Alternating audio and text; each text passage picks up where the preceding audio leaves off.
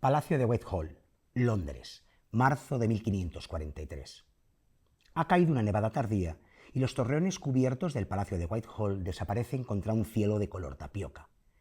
La nieve fangosa que se extiende sobre el patio llega a la altura del tobillo y, a pesar del serrín que se ha esparcido sobre los adoquines para improvisar un caminito, Catalina puede sentir la gélida humedad calando a través de sus zapatos y los bordes empapados de sus faldas rozando con aspereza contra sus tobillos. Se estremece temblorosa y se arrebuja con fuerza en su gruesa capa mientras un mozo ayuda a Meg a bajar del caballo. «Pues ya hemos llegado», dice Catalina alegremente, aunque alegría es lo último que siente en su corazón, mientras tiende una mano hacia Meg para que ésta la tome. Su hijastra tiene las mejillas enrojecidas. El color le sienta bien a sus ojos castaños, que se ven frescos y límpidos. Su aspecto, algo asustado, recuerda el de un adorable animalillo de los bosques, pero Catalina es consciente del esfuerzo que está haciendo para contener las lágrimas. La muerte de su padre la ha afectado terriblemente. «Vamos», dice Catalina, «entremos». Catalina ha estado entumecida por el dolor durante semanas y preferiría no haber acudido a la corte tan pronto tras la muerte de su marido, pero ha sido convocada, Meg también, y una citación para comparecer ante la hija del rey es algo imposible de rechazar. Además, a Catalina le cae bien Lady María, se conocen desde que eran niñas. Incluso compartieron tutor durante un tiempo cuando su madre sirvió la de María, la reina Catalina de Aragón, antes de que el rey la repudiara. Las cosas eran más simples en aquel entonces, antes del gran cisma que trastocó por completo la estabilidad del mundo entero y desgarró el país en dos. Pero Catalina tiene claro que no la obligarán aún a quedarse en la corte. María respetará su periodo de duelo. Poco más hay que decir. Con los nombres podríamos despistarnos, pero cuando entra en la ecuación Pablo Vilaboy, Catalina de Aragón, sabemos ya en dónde estamos. Whitehall, 1543, Enrique VIII, creo que ya iban 5 esposas en ese momento, ¿no? Sí, el juego de la reina, Elizabeth Fremantle, trata de la sexta última y una de las supervivientes de las 6 esposas de este famoso monarca. Es Catherine Parr, la protagonista de esta ficción histórica, que la verdad es que es toda una sorpresa quien se acerque a esta novela pensando en la adaptación que próximamente se estrenará en la gran pantalla con Jude Law como Enrique VIII y ella es Alicia Vikander como Catherine Parr, Catalina Parr. La verdad es que se va a llevar más de una sorpresa porque aunque sigue el periplo histórico de esta reina con los habituales intrigas cortesanas y demás arquetipos de la ficción histórica, la verdad es que plantea temas muy interesantes teológicos que la verdad es que en una novela de este tipo son sorprendentes y tiene además apuntes incluso feministas muy interesantes. La verdad es que Catherine Parr como personaje histórico es uno de los más estudiados dentro de aquella vorágine de las esposas de Enrique VIII, pero la verdad es que era una mujer muy culta. En su época incluso llegó a publicar un libro de tema religioso. Fue una reformadora, defensora del nuevo orden religioso, defensora de Calvino y por tanto en los últimos tiempos del reinado de Enrique VIII, cuando él se acercó un poco a la antigua religión, un poquito a Roma. La verdad es que personas de la aristocracia y entre ellas Catherine Parr estuvieron a punto de ser condenadas a la hoguera por herejía. Y la verdad es que con todos estos elementos, Elizabeth Fremantle, que es especialista en el periodo Tudor y jacobino, pues hace una novela que se lee muy rápidamente, con mucha pasión, y como digo, que tiene entre sus páginas pues más de lo que pudiera parecer. A mí es lo que más me ha gustado / sorprendido de la novela, que cuando, entre comillas, creemos que sabemos casi todo del periodo de los Tudor, por adaptaciones televisivas, cinematográficas, por 1000 biografías, por no sé cuántas novelas, etcétera, etcétera, llega alguien y todavía demuestra que se puede contar algo más y que se puede contar desde otras perspectivas. Sí, además, como digo, de repente en una de las páginas pues te puedes encontrar un debate sobre la fe sola, la diferencia entre las teorías de Lutero y Calvino. Y entonces, pues bueno, es, como digo, muy sorpresivo. En una ficción histórica muy bien escrita y convencional te encuentres sorpresas de ese tipo. O sea que como lectura de verano es estupenda. Es lo magnífico de la aventura de leer, que nunca termina y nunca deja de sorprendernos. Y porque ya saben que aquí reivindicamos la figura del lector omnívoro. Lee absolutamente todo lo que tiene alrededor que cae en sus manos. A priori no hay que tenerle miedo a nada y desde luego ningún tipo de prejuicio. Cuando uno ya lee, ya juzga, ya valora y ya opina, cataloga y clasifica. Y eso es lo que nos ocurre hoy, que vamos a hacer un descubrimiento, un redescubrimiento, porque el tiempo, ese que tantas veces hemos dicho aquí en el programa, que como decía Pablo Milanés, es implacable, a veces no es demasiado. Pero no es demasiado porque se lo consentimos nosotros, porque somos lectores sin memoria. Lo inmediato, lo cercano, lo que hay ahora, lo demás, lo de atrás, uy, ¿para qué? Vete atrás 10 años, 20 años, o digo ya 40, pues claro, te parece que aquello ya no va contigo. Pues no. Y en ese transitar solo hacia adelante, vamos dejando atrás demasiada gente, demasiados libros, demasiados autores, demasiadas cosas. Por fortuna, hay gente inquieta, hay lectores que rastrean, hay periodistas que investigan y estamos pudiendo celebrar el renacimiento lector de un autor al que no deberíamos haber olvidado y que no deberíamos olvidarnos. ¿De quién me estás hablando? Pues sí, hagan una búsqueda en Google. Manuel Iribarren. Fue Premio Nacional de Literatura y ahora de repente le olvidamos, pero bueno, ¿cómo es posible esto? Como digo, menos mal que alguien le dijo a la familia que el legado lo tiene muy bien conservado, pero en casa a esto hay que darle movimiento. Y gracias a eso, por el momento, tenemos una novela inédita de su autor, El miedo al mañana. Pero me cuentan, me dicen, me aseguran que no va a ser lo único que celebremos como novedad de Manuel Iribarren. Daniel Ramírez García Mira, bienvenido al Arpa de Bécquer. ¿Qué tal? Muy buenas, encantado de estar aquí, muchas gracias. Gracias a ti, porque tú fuiste el primer lector enfervorecido, entusiasmado, que dijo, pero bueno, le dijiste a tu amigo, al nieto, al abuelo, hay que recuperarle, no podéis dejarle en el cajón. Sí, bueno, fui uno de los primeros lectores ajenos a la familia, ¿no? Yo me crío en Pamplona, entonces uno de mis amigos de lo que allí llamamos la cuadrilla, un buen día me dice que su abuelo fue Premio Nacional de Literatura, ¿no? Y yo, que soy uno de los lectores omnívoros, ¿no? Como los que hacéis este programa y como los que ven este programa, y le digo, pero tío, ¿cómo me lo dices ahora, no? Después de tantos años. Y de repente. Y entonces yo, que ya estaba empezando a venir a Madrid los veranos, empiezo a pasear por las librerías de viejo, que era algo que siempre me había gustado hacer, y entonces empiezo a preguntar por este autor, por Manuel Iribarren, y empiezo a comprar su obra, que estaba totalmente olvidada, que había tenido mucho éxito estando él vivo y que había sido publicado por las editoriales más importantes del país, ¿no? Espasa, Editora Nacional, etcétera, pero que ya te digo, era imposible, ¿no? Está totalmente descatalogado. Entonces yo empiezo a leerlo y empiezo a quedar fascinado por este escritor, no por ser el abuelo de mi amigo, sino por las cosas que escribe y que ahora os han fascinado a vosotros y que os han llevado a hacer hoy esta recuperación, ¿no? Aquí en este programa tan bonito.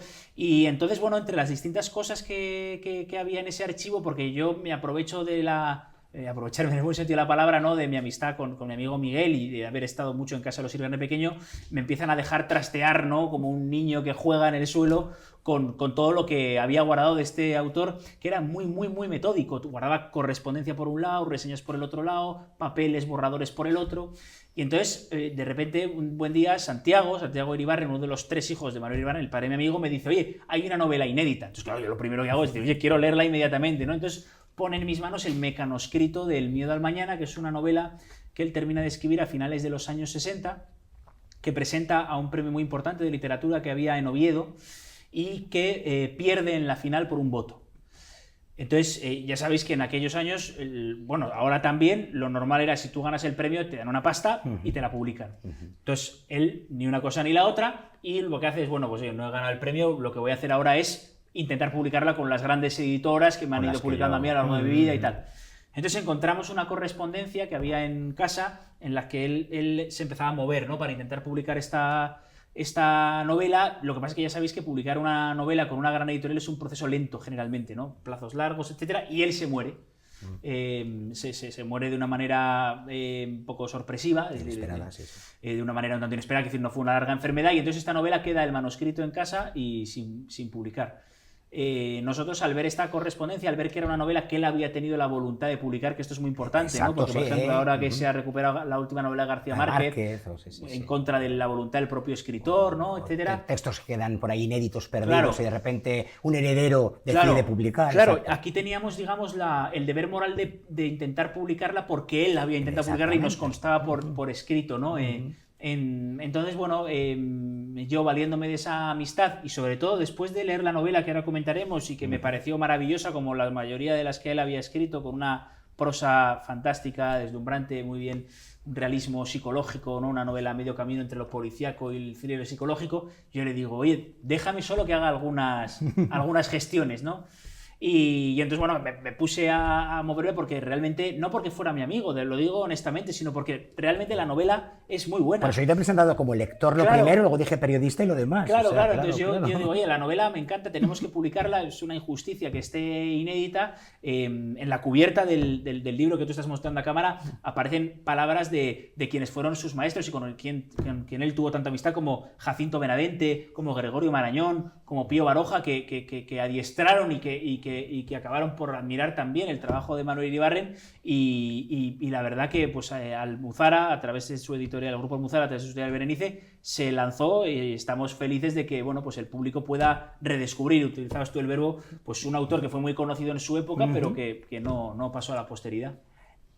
Como decías, la novela es fantástica, yo diría tal vez por diferentes razones, pero así como la más fundamental, ya que hablábamos de lo inmediato, de lo del momento, es que es muy moderna. Sí. El modo en el que aborda la psicología del personaje principal, narrada en tercera persona, pero parece que la está narrando él, por eso, como dices, porque esa psicología, ese interior del personaje está muy bien plasmado, muy bien reflejado, y es muy fácil adentrarse, aunque luego tenga un poco de claustrofobia, digo, el lector por lo que está viviendo y sufriendo, pero es verdad que está contada casi con técnica actual. Sí, esto que dices es muy importante porque fue una de las claves en el rescate, ¿no? Es decir, Manuel Iribarren era un escritor realista. Cuando él empieza a publicar sus novelas se habla de la vuelta al realismo tradicional, y es que hoy estamos otra vez en una vuelta a la novela realista, psicológica, etcétera, también desde el punto de vista cinematográfico, las series, etcétera. Entonces esto era muy importante porque cuando tú te propones recuperar o rescatar la novela de un escritor que lleva en un cajón 50 años, muchas de ellas no aguantan el paso del tiempo, no porque sean malas, sino porque están escritas en otro registro, hay que leerlas en aquel para otro contexto, tipo de sociedad, claro. etcétera, ¿no?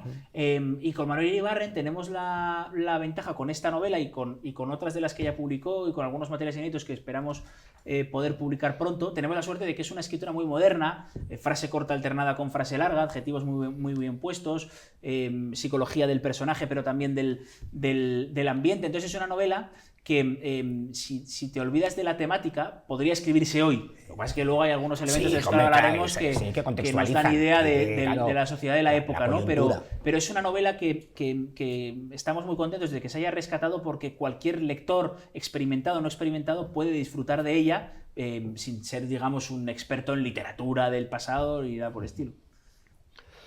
Bueno, habéis hablado de la posteridad. Yo meto esa frase de el olvido que seremos. ¿Por qué crees que este autor no ha cojado para eso que se llama posteridad y otros sí? Bueno, que los diferencia con otros de su época. Primero hay una consideración general, es muy interesante la pregunta. Mucha gente me hace esta pregunta después de haber leído la novela, ¿no? Y me dicen, oye, ¿cómo un escritor que fue Premio Nacional de Literatura y que escribe tan bien y que hace novelas que están tan bien, ¿cómo has podido olvidársele tan pronto, ¿no? Murió en 1973 y ya nadie se acuerda de él, ni siquiera en Pamplona, donde es él, que tiene una placa en la calle Estafeta, ahora que vienen los Sanfermines, ¿no? En el pleno recorrido del encierro tiene una placa enorme y tal, y se le había olvidado. La consideración que quería hacer de carácter general es que ni siquiera el 1% de los escritores pasan a la posteridad. Es decir, nosotros nos acordamos hoy de quienes han pasado, pero si hiciéramos una variable puramente estadística, veríamos que ese porcentaje de escritores que pasan a la posteridad no llega al 1%, ¿no? Entonces, primero él sufre, digamos, un mal que sufren todos los escritores. Luego hay otras consideraciones de carácter quizá político. Manuel Iribarren es una persona que está en Madrid en los años de la República, es una persona conservadora, muy religiosa, quizá por haberse criado en ese entorno entre Pamplona y también el medio rural de Navarra, gente muy religiosa, acordaros de las 3 guerras carlistas, etcétera. Y cuando él está en Madrid, por las cosas que escribe en los periódicos, etcétera, en ese Madrid bullicioso de la Segunda República, cuando todo se recrudece y nos estamos abocando a la guerra civil, a él le van a buscar varias veces a casa para matarle, para ejecutarle, etcétera, y él huye a Pamplona justo antes de que estalle la guerra. Por tanto, nos podemos imaginar que es una persona muy volcada con lo que luego fue el bando de los vencedores, ¿no? Él en la guerra se posiciona duramente, cree que la palabra es también un medio de hacer la guerra, y entonces esto hace que muchos escritores como él, muchos amigos personales suyos como Agustín de Foxá, que es un escritor maravilloso, Ángel María Pascual, Dionisio Ridruejo, aunque luego Dionisio es verdad que hizo una evolución ideológica muy potente, pero muchos de esos escritores, Rafael García Serrano también de Pamplona, un escritor que tiene unas novelas sobre la guerra maravillosas, todos estos escritores, cuando se alcanza la democracia, la sociedad se centra, y es bueno que lo hiciera, en recuperar a aquellos escritores que durante 40 años no habían podido publicar en España y habían estado totalmente olvidados, ¿no? Y entonces empezamos a rescatar novelas de autores de tendencia mayoritariamente de izquierdas que habían estado silenciados en España durante 40 años por culpa de una dictadura. Yo creo que por fortuna estamos en un momento en el que, pese a que los tiempos nos están llevando a una especie de cultura de la cancelación un tanto absurda, creo que vivimos un tiempo de mucha libertad,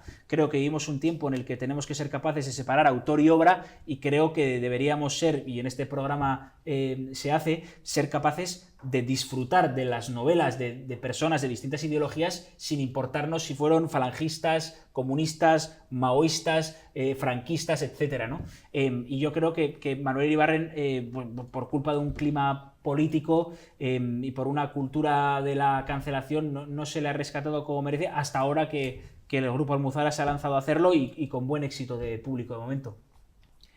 Y además, como dices, porque aunque obviamente está hablando de la sociedad del momento y hay datos concretos que te llevan a continuamente no olvidarlo, aunque decimos que puedas leerlo con la perspectiva actual, es decir, está escrito en el año 73 o en el año final de los 60, sí, final de los 60. Él muere en el 73, sí. Perdóname, sea final de los 60, pero sin embargo no es un libro político. No tiene es un libro social. Sí, porque Manuel Iribarren, las cosas que escribía sobre política las centró en los periódicos y en el momento. Exactamente. O sea, lo que es la guerra y poco después, ¿no? Luego sus novelas no tienen nada que ver con la política, salvo una novela que se llama San Hombre, que sí que es una novela sobre la guerra civil, pero el Miedo al Mañana es una novela que nada tiene que ver con la política, es un thriller, como digo, entre lo negro, lo psicológico, etcétera. Trata de la historia de un personaje, Valentín se llama, un viejo rentista que todavía nuestra generación ha podido conocer en algunas ciudades, sobre todo en las ciudades de provincias, ¿no? Gente que ha heredado mucho dinero sin oficio ni beneficio y que se ha dedicado toda la vida a ir por ahí de bares, de copas, al cine, a vivir de las rentas, claro, o sea, de ahí la expresión, ¿no? Y entonces de repente esta persona invierte su dinero en bolsa mal asesorado, pierde todo su dinero, y como es una persona que nunca jamás ha trabajado, entra en una situación de neurosis muy fuerte, se pone nervioso, no sabe qué hacer, es un hombre sin estructura familiar, es soltero, no tiene hijos, no tiene familia, no tiene amigos de confianza, ¿no? Los muebles de la habitación. Claro, los muebles de la habitación, ¿no?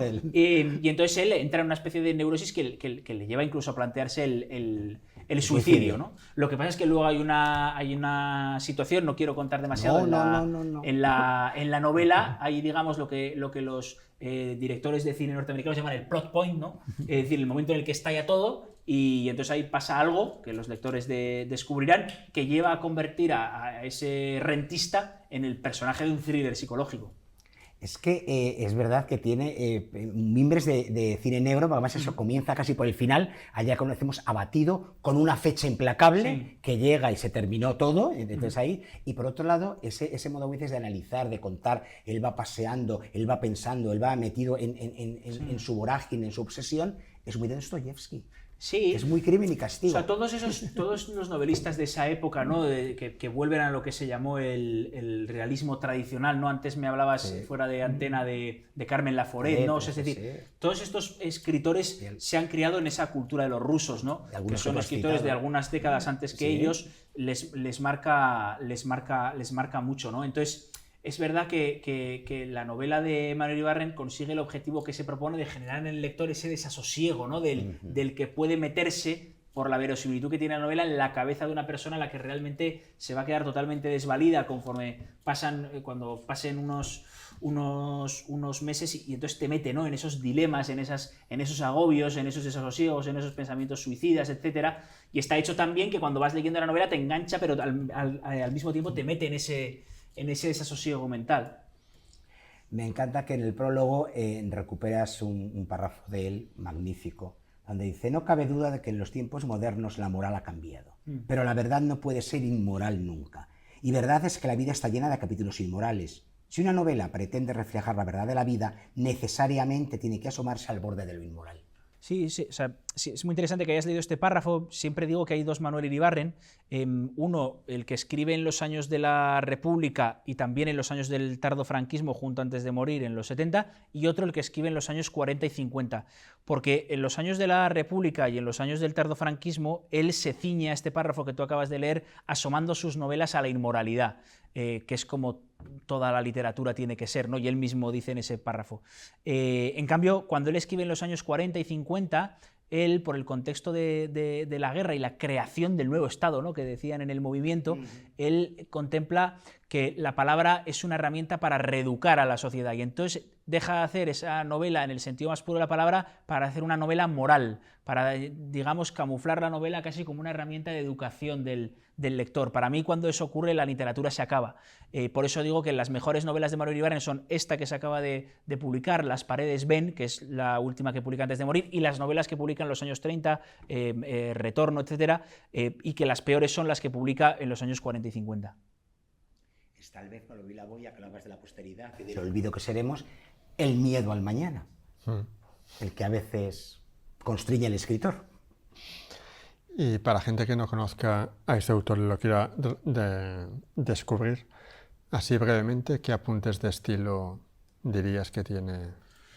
Es un escritor que tiene la mejor prosa de aquellos años 20, 30, ¿no? Es decir, la gente que aprende a escribir con los grandes maestros, ¿no? Leyendo la poesía de los Machado, leyendo las novelas de Baroja. Es una prosa muy lírica. Esto no quiere decir que sea poesía, que sea abstracta, que sea compleja, pero es una prosa muy lírica en el sentido de que los personajes, los paisajes, la sociedad está escrita con mucha verdad, ¿no? Con mucha verosimilitud. Ese lirismo es lo que nos hace que cuando le leemos podamos viajar allí con él, ¿no? Eso para mí es fundamental. Luego a él le interesa mucho la psicología de los personajes. O sea, no es un narrador quizá más al estilo Hemingway, que es lo de la táctica del iceberg, ¿no?, que va poniendo apuntes y el lector tiene que descifrar, sino que es él, el autor, el que te mete en la cabeza de los personajes. Para mí estos serían los dos grandes rasgos de la literatura de Manuel Iribarren. Un ejemplo. Una pareja de novios muy jóvenes contemplaba sin demasiada fijeza la pantalla de la televisión. Él era un muchacho larguirucho, con pinta de existencialista y pelambre de inclusero. Tenía ella las facciones muy menudas, así temesina, y ostentaba un peinado horrendo y aparatoso. Adán y Eva poco más que adolescentes en su última versión amorosa. Este, por ejemplo, es Manuel Iribarren. Dani, muchísimas gracias. No, hombre, muchas gracias porque sin ti a vosotros. no tendríamos esto ni lo que ha de venir. No, muchas gracias a vosotros, también en nombre de la familia Iribarren, que os agradecen desde Pamplona que os hayáis interesado por El miedo al mañana y bueno, que espero que los espectadores del programa lo disfruten. Muchas gracias. Olvilaboy, nos vamos al ángulo oscuro del salón. Vamos con reinas y mañanas. Bueno, pues el arpa tiene que ponerse contenta, y si no, la contentamos nosotros enseguida, porque seguramente ya están enfrascadas nuevas lecturas que dentro de muy poco vamos a compartir con todos ustedes. Gracias.